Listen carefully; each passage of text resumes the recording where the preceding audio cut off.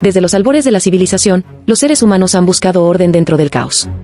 Nacimos en un mundo salvaje, violento, impredecible, donde la lluvia podía ser bendición o castigo, y el sol una promesa de cosecha o un anuncio de sequía. Ante ese entorno hostil, nacieron los dioses. Y junto a ellos, nacieron las normas. Pero no fue Dios quien nos dio leyes. Fuimos nosotros quienes creamos a los dioses para justificar las leyes que necesitábamos. Los 10 mandamientos, presentados como la voz directa del Creador al pueblo hebreo, no son una excepción a esa regla ancestral. Lejos de ser un código moral caído del cielo, son el reflejo de necesidades humanas concretas, la supervivencia, la cohesión tribal, el control social. Más que revelación divina, son un producto cultural profundamente terrenal. Cuando uno observa con mirada crítica esos mandamientos inscritos en piedra, se percata de inmediato de su doble estructura. Los primeros 4 no son éticos. No hablan de cómo tratar al prójimo, ni de proteger al vulnerable, ni de evitar el daño. Hablan de Dios. O más precisamente, de lealtad absoluta a un Dios específico. No tendrás otros dioses fuera de mí. ¿Eso es moralidad o monopolio espiritual? El mandamiento no dice, busca la verdad. Dice, solo me perteneces a mí. Es un contrato de exclusividad. No tomarás mi nombre en vano. ¿Qué tiene eso que ver con justicia o compasión? Es una cláusula de respeto a la autoridad. Santificarás el día sábado. Una orden de ritual, no una guía ética.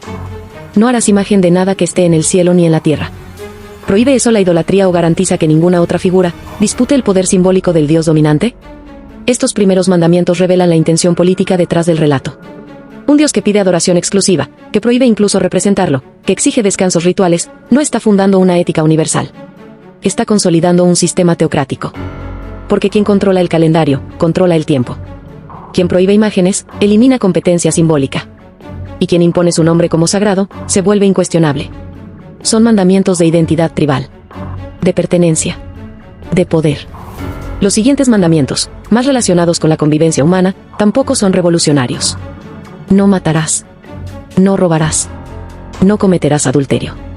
No darás falso testimonio. No codiciarás los bienes ajenos. Estas reglas no nacieron con Moisés. 1000 años antes, en Babilonia, el código de Hammurabi ya las contenía, con más detalle, con más severidad, y también esculpidas en piedra. Ese código, que data del siglo XVIII a.C., no era una revelación divina, sino una legislación estatal.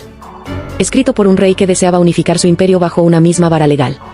¿Por qué entonces habría que creer que los 10 mandamientos fueron dictados por una voz celestial y no simplemente una adaptación política y religiosa de ideas que ya circulaban desde hacía siglos? La respuesta está en el envoltorio. En la narrativa. El contexto en el que se entregan los mandamientos es dramático, teatral, inolvidable. Un monte humeante. Truenos. Relámpagos. El pueblo esperando temeroso. Una voz que retumba. Moisés bajando con tablas de piedra en las manos. Todo un espectáculo de legitimidad. Porque si algo hemos entendido los humanos desde siempre es que una idea, para imponerse, debe parecer sagrada. Lo que se escribe en piedra parece eterno. Lo que se grita desde una montaña parece incuestionable. Lo que se presenta como venido de los cielos queda blindado contra el debate. Y sin embargo, hay contradicciones notables. En uno de los mandamientos se dice, no matarás. Pero, ¿qué hace el mismo Dios apenas unos capítulos más adelante? Ordena la masacre de pueblos enteros. Mujeres, niños, animales.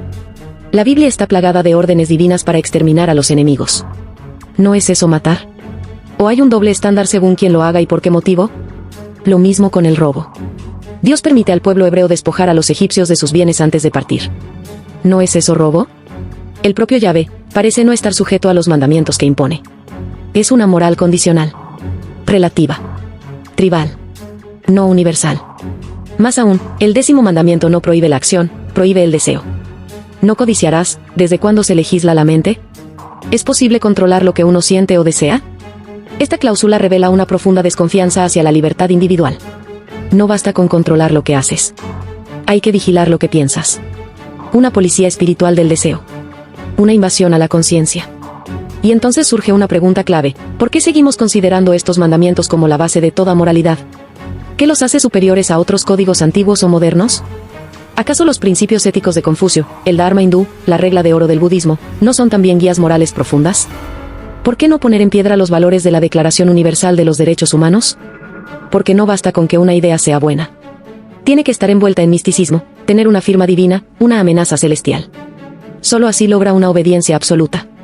La estrategia fue brillante: crear un marco de reglas mínimas, necesarias para la convivencia, pero insertarlas dentro de un sistema de sumisión total a una divinidad concreta. Así, quien quebranta la ley no solo comete una falta social, sino un pecado cósmico. Quien miente, no solo engaña al otro, ofende a Dios. Quien roba no solo daña al prójimo, traiciona al Creador. Todo se vuelve absoluto. Todo se vuelve espiritual. Y por tanto, todo requiere mediación religiosa. Nace la culpa. Nace el pecado. Nace la necesidad de redención. Y por tanto, nacen las iglesias, los sacerdotes, los rituales. Nace un sistema de poder. No es casual que los mandamientos sean entregados a un solo hombre, Moisés. El intermediario. El portador de la ley. La voz de Dios en la tierra. Desde entonces, quien interprete la ley tendrá el poder. Y ese poder se heredó, se institucionalizó, se blindó. Las religiones se erigieron como guardianas de la moral. Pero en realidad, eran guardianas del relato. Porque el verdadero poder no está en las reglas, sino en quien las interpreta. Hoy vivimos en sociedades complejas, diversas, interconectadas. Con desafíos éticos que los mandamientos jamás imaginaron: bioética, inteligencia artificial, cambio climático, justicia económica global. ¿De qué sirve? ¿No tomarás el nombre de Dios en vano, frente a una megacorporación que destruye el Amazonas? ¿Qué sentido tiene? ¿No codiciarás, en un sistema capitalista que se basa precisamente en estimular el deseo por lo que no tienes? Seguimos citando los 10 mandamientos como si fueran la cumbre de la sabiduría moral. Pero son un fósil cultural. Un vestigio de un tiempo en que las tribus necesitaban cohesión y obediencia. No una guía aplicable al mundo moderno. Y sin embargo, muchos políticos y líderes religiosos claman por ponerlos en las escuelas, en las cortes, en los edificios públicos. ¿Por qué? Porque al ser vistos como sagrados, no se cuestionan. Son herramientas de disciplina ideológica. Y aquí radica la verdadera pregunta filosófica: ¿necesita la moral ser divina para ser efectiva? ¿No podemos aspirar a un mundo justo, ético y compasivo sin miedo al infierno? ¿Por qué tanta gente cree que sin Dios, todo estaría permitido? Es una visión oscura de la humanidad. Una visión que dice que sin una amenaza eterna, violaríamos todas las normas. ¿No es más noble pensar que podemos elegir el bien por convicción, no por temor? Que podemos construir principios sólidos desde la empatía, la razón, el conocimiento. Los 10 mandamientos no son malignos. Pero tampoco son únicos, ni universales, ni suficientes. Y mucho menos son prueba de inspiración divina. Son un reflejo de la historia humana, del miedo, del poder, de la necesidad de orden. Fueron útiles en su momento. Como también lo fueron los códigos sumerios, las leyes asirias, los tratados egipcios. Pero aferrarse a ellos como si fueran la base eterna de la moral es negarse a crecer. La humanidad ha evolucionado. Nuestra comprensión del sufrimiento, de la justicia, de la dignidad humana ha dado pasos gigantescos. Ya no basta con no matarás. Ahora hablamos de derechos humanos, de justicia restaurativa, de equidad estructural. Ya no basta con honrarás a tu padre y a tu madre.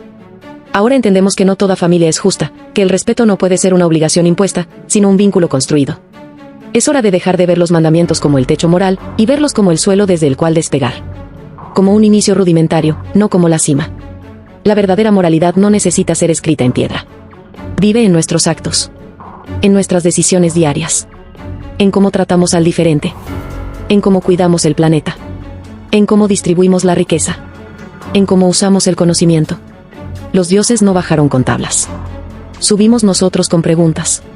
Preguntas que aún hoy, miles de años después, siguen vigentes. ¿Qué es lo justo? ¿Qué es lo bueno? ¿A quién beneficia la ley? La respuesta no está en una montaña lejana, ni en un templo antiguo, ni en un libro milenario. Está en nosotros. En nuestra capacidad de mirar de frente al pasado, y decidir hacerlo mejor.